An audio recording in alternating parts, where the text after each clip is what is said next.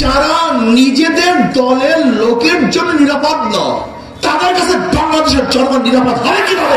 এক জাহান্নাম আর এক জাহান্নামকে খায়, এখন দেখি বিএনপিকে খায়। মানুষ মুক্তি পাওয়ার জন্য, শান্তি পাওয়ার জন্য, বৈষম্য দূর করার জন্য জুলাই আগস্টে বিপ্লব করেছিল। কেন? আওয়ামী লীগ কি করেছিল? দুর্নীতি করেছিল। আওয়ামী লীগ কি করেছিল? চাঁদাবাজি করেছিল। আওয়ামী লীগ কি করেছে? ধর্ষণ করেছে। আওয়ামী লীগ কি করেছে? খুন করেছে, জুলাই প্রসাদ। মানুষ মুক্তি পাওয়ার জন্য আন্দোলন করেছিল, সংগ্রাম করেছিল।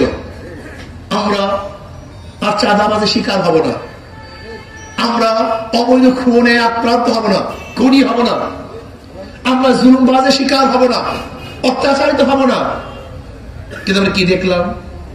5ই আগস্টের পরে আবারও চাঁদাবাজি, আবারও দখলদার, আবারও জুলুম, আবারও খুন। আরে খুন বাইরের তো বাদ দেন, শুধু বিএনপি নিজেদের আত্মকহল হলে এই পর্যন্ত খুন হয়েছে 120-এর উপরে। আমরা এতদিন শুনছি জাহান্নামের আগুনকে খেয়ে ফেলবে। এক জাহান্নাম আর এক জাহান্নামকে খায়, এখন দেখি বিএনপিকে খায়। যারা নিজেদের দলের লোকের জন্য নিরাপদ নয়, তাদের কাছে বাংলাদেশের জনগণ নিরাপদ হবে কিভাবে?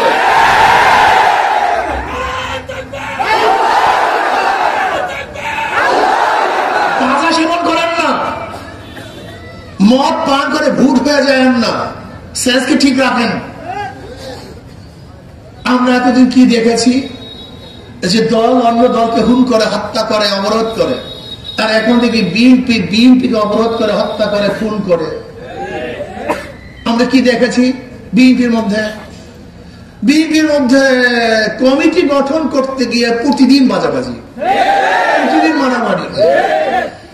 যে দল নিজের কমিটি গঠন করতে পারে না, সেই দলকে যদি ক্ষমতায় নেন, তার দেশকে সে কিভাবে শান্তিতে রাখবে, কিভাবে ঐক্য রাখবে? আজীব ব্যাপার। যাদের দলকে নিজেরা সংগঠিত করতে পারে না, ঐক্য করতে পারে না, তারা বহুবিধ মানুষের নীতি আদর্শের মানুষকে ঐক্য করবে কিভাবে, সম্ভব কিভাবে? তারেক জিয়া সাহেব বক্তৃতা করেছেন, আমি দুর্নীতির বিরুদ্ধে, যারা আমার দলের মধ্যে দুর্নীতি করবে আমি তাদের বিরুদ্ধে অ্যাকশন নেব, বিচার করব, বহিষ্কার করব। আমি জবাব দিয়েছিলাম, কয়লার কোন অংশ পরিষ্কার করবেন? কয়লার কোন অংশ পরিষ্কার করলে পরিষ্কার হবে?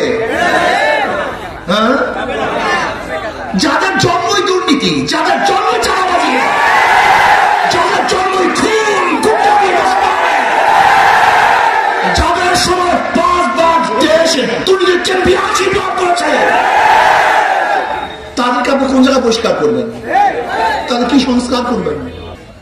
আমরা সাধারণ জনগণ মানুষকে ক্ষমতায় নেই শান্তির জন্য, জুলুমের জন্য না, অত্যাচারের জন্য, অবিচারের জন্য। আমি বাংলাদেশের জনগণকে ঐক্য হতে বলবো, সবাই ঐক্য হন, পাগল হয়েন না, বিবেককে ঠিক রাখুন।